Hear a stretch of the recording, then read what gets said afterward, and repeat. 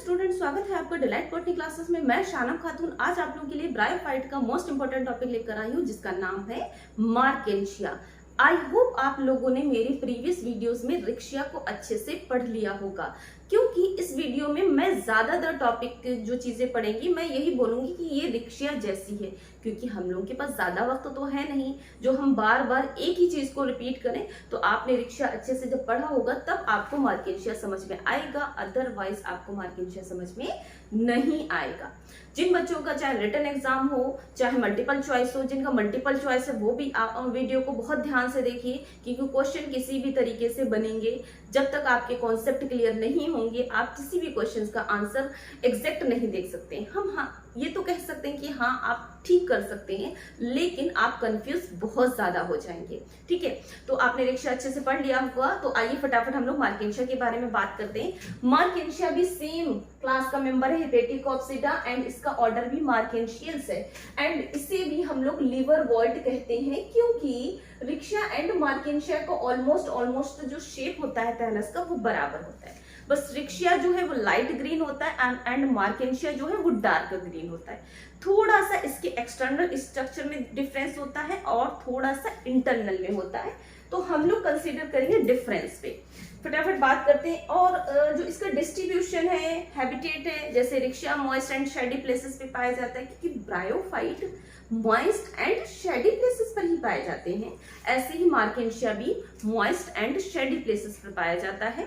फिर उसके गैमेटोफाइट के बारे में बात करेंगे। पहले हम इसका एक्सटर्नल स्ट्रक्चर पढ़ेंगे एंड देन इसका इंटरनल स्ट्रक्चर पढ़ेंगे।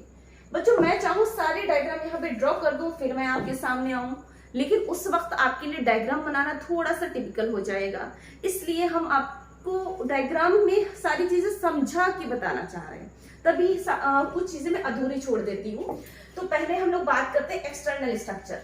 देखिए एक्सटर्नल स्ट्रक्चर भी जो है वो दो भाग होते हैं, एक होता है डोर्सल सरफेस और एक होता है वेंट्रल सरफेस। जैसा कि रिक्शिया में था, एक dorsal surface and then ventral surface. चलिए फटाफट। और हाँ एक और बात, इसका भी गैमेटोफाइट क्या बनाता है, रोजेट, जैसे रिक्शिया बनाता था ऐसे करके flower like structure like this. Is it clear? हम लोग इसी तरीके से रिक्शिया में पढ़ाए, ये भी क्या बनाता है, रोजेट। फटाफट हम इसकी डोर्सल सरफेस देख लेते हैं। डाइकोटोमसली ब्रांच, इसका भी थैलस होता है, इसमें भी एपेक्स की तरफ क्या पाई जाती है, एपिकल नॉच, NOTCH, एंड इसमें भी क्या पाई जाती है, मिड रिब, जैसा कि रिक्शिया में पाई गई थी। अब वो चीजें हम लोग देखते हैं जो इसमें एक्स्ट्रा होती हैं। इसमें बच्चों ऊपर की तरफ जो इसकी डोर्सल सरफेस होती है कुछ पॉलीहेड्रल एरियाज नजर आते हैं, जैसे बेंजीन रिग नहीं होती हेक्सागोनल लाइक दिस, हम ऐसे बना लेंगे, कुछ एरियाज नजर आते हैं ऊपर की सरफेस पे। तो पूरी अपर सरफेस में हम इन एरियाज को दिखाएंगे, हम सिर्फ आपको हाफ सरफेस में डायग्राम में दिखाएंगे, बाकी पूरी सरफेस पर बच्चों पाए जाते हैं, क्या पाए जाते हैं, पॉलीहेड्रल एरियाज। क्वेश्चन बन गया, पॉलीहेड्रल एरियाज किसमें पाए जाते हैं, तो you can say Marchantia. Marchantia में पॉलीहेड्रल एरियाज के सेंटर में एक डॉट भी होता है, अभी हम बताएंगे ये क्यों होता है, सारी चीजें हम लोग डिस्कस करेंगे। इंटरनल स्ट्रक्चर में हमें इसका आंसर मिल जाएगा। इनको हम बोलते हैं पॉलीहेड्रल एरियाज। डन। उसके अलावा ऐसा नहीं एक सरफेस है, यहाँ पे भी है, सब पूरे सरफेस में पॉलीहेड्रल एरियाज है, और ये जो डॉट है ये रिप्रेजेंट करता है एयर पोर को। डन। उसके अलावा इस पे एपेक्स की तरफ कुछ कप लाइक स्ट्रक्चर बनते हैं, जिसको हम बोलते हैं gamma cup. Most important gamma cup किस में पाए जाते हैं, रिक्शिया में कि मार्केंशिया में, मार्केंशिया में। गैमा कप हेल्पफुल होते हैं वेजिटेटिव रिप्रोडक्शन में। अभी हम इसका इंटरनल स्ट्रक्चर बताने के बाद में यहीं पे हम लोग डिस्कस कर लेंगे गैमा कप पे। और एक बात, गैमा कप से भी एक क्वेश्चन जरूर आपको मिलेगा, what is gamma cup, gamma cup के अंदर क्या बनता है, अंदर जो बनता है वो जर्मिनेट करके क्या बनाता है, ये सारी चीजें अभी हम लोग पढ़ते हैं। ठीक है, तो आपको इसका डोर्सल व्यू समझ में आया। उसके बाद हम लोग देखते हैं इसका वेंट्रल व्यू। सेम इसको हम क्या करेंगे, पलट देंगे। वेंट्रल व्यू में बच्चों जहां पे जैसे रिक्शा में राइजोइड्स थे सेम टू सेम यहां भी राइजोइड वैसे ही पाए जाते हैं। रिक्शा में राइजोइड कितने प्रकार का था आप बताओ भाई? 2 प्रकार का था। कितने प्रकार का? 2 प्रकार का। एक था स्मूथ वॉल्ड और एक क्या था? ट्यूबरकुलेट। ध्यान रखिएगा, रिक्शा एंड मार्गेंशिया में दोनों 2 प्रकार का राइजोइड पाया जाता है। हाँ बिल्कुल, 2 प्रकार का राइजोइड पाया जाता है, एक स्मूथ एंड ट्यूबरकुलेट। इसमें वही सेम एज रिक्शा ही आपको कर देना है। उसके बाद में देखिए, रिक्शा में पाया जाता था वेंट्रल सरफेस पे स्केल जो कि मार्जिन पे, बट मार्गेंशिया में स्केल पाए जाते हैं राइजोइड के दोनों तरफ, किनारों पर नहीं, राइजोइड के दोनों तरफ। और स्केल इसमें 2 प्रकार के होते हैं। एक मैंने बनाया, यहाँ पे थोड़ा सा वैसा हो जाता है ना, डायग्राम दूर से देखो, अभी मैं बाहर दिखा रही हूँ उसको। एक ये स्केल है और एक ये बाहर की तरफ एक लाइन में होता है, एक ये भी स्केल है। अब अंतर क्या है? असल में जो ये स्केल हमने बनाया ये ऐसा बनाया, अंदर वाली 2 पंक्तियों में होते हैं, दोनों अलग अलग प्रकार के होते हैं। एक ये स्केल है, इस स्केल का नाम है एपेंडिकुलेट। एपेंडिकुलेट। और इस स्केल का नाम है लिगुलेट।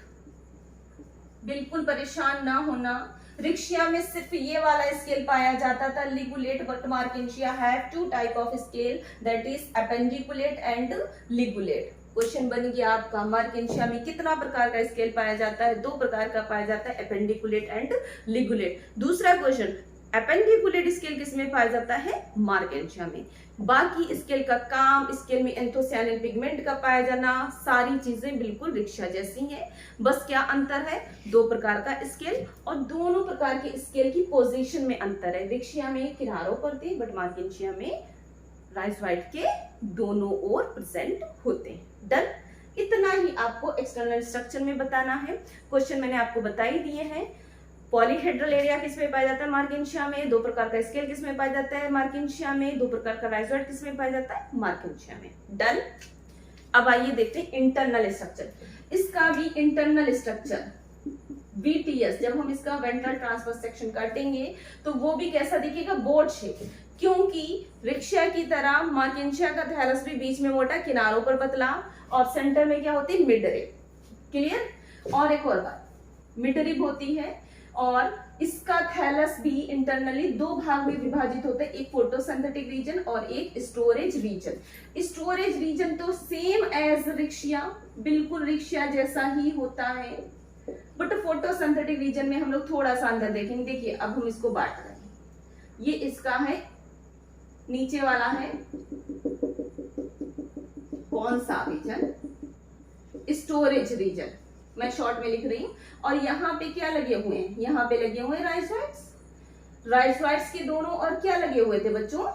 स्केल्स, एक एपेंडिकुलेट और एक लिगुलेट। ये आपने लिगुलेट स्केल बता दिया है, और ये कौन सा है? एपेंडिकुलेट। डन। अब आप बताइए मुझे कि भाई जाहिर है जब राइजोइड के दोनों तरफ होंगे तो जब हम सेक्शन काटेंगे तो राइजोइड के दोनों तरफ हमको स्केल नजर आएंगे, बात खत्म। रिक्शा में कहा नजर आते थे? किनारों पर। अब आइए हम देखते हैं इसके फोटोसिंथेटिक रीजन, जो कि खास बात है। इसका फोटोसिंथेटिक रीजन कई एयर चैम्बर में बटा होता है, जैसा कि मार्केंशिया में नहीं था, सॉरी रिक्शा में नहीं था। रिक्शा में फोटोसिंथेटिक रीजन लंबे लंबे फिलामेंट का बना हुआ था, फोटोसिंथेटिक फिलामेंट का, but in Marchantia photosynthetic region divided in air chamber. ये एयर चैम्बर, ये पूरे चैम्बर हैं, यही हमको डॉर्सल सरफेस पर पॉलीहेड्रल एरियाज के रूप में दिखते हैं, और इनके बीच पाया जाने वाला एयर कोर हमको डॉट के रूप में नजर आता है। क्लियर? दूसरी बात, प्रत्येक एयर चैम्बर के अंदर एक या एक से अधिक छोटी छोटी सेल्स का बना हुआ ब्रांच्ड अथवा अनब्रांच्ड फोटोसिंथेटिक फिलामेंट पाया जाता है।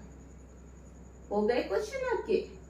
तो मैं सिर्फ दो ही दिखा रही हूँ क्योंकि ज्यादा समय नहीं होता है हम लोगों के पास में, बस हमको चीजें क्लियर। ऐसे ही इस कॉलम में, ऐसे इस कॉलम में, सारे कॉलम में ये फोटोसिंथेटिक फिलामेंट होते हैं। फटाफट नेम करते हैं।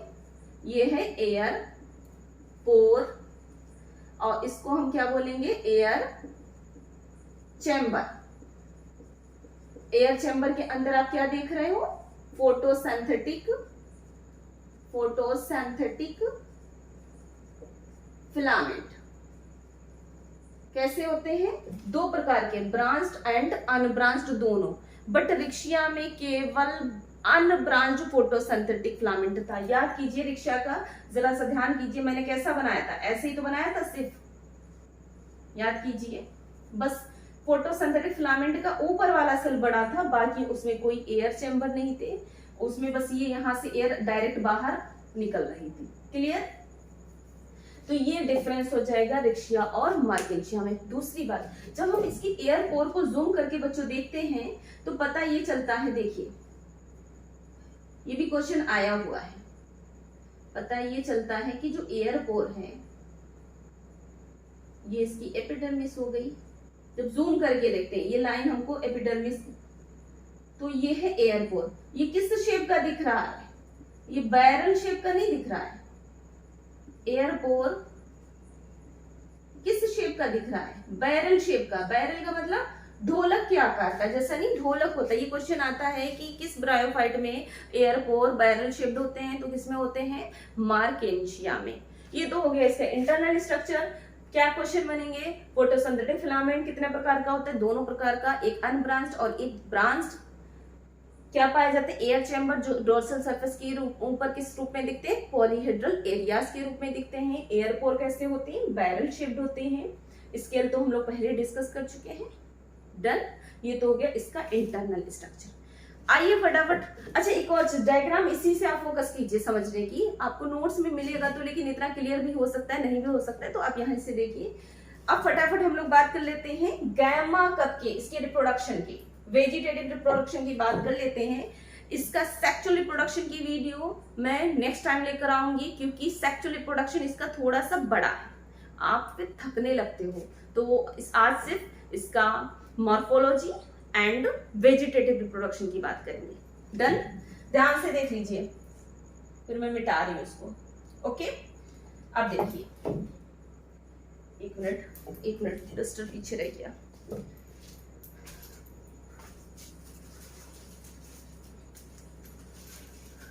ध्यान से देख लीजिए।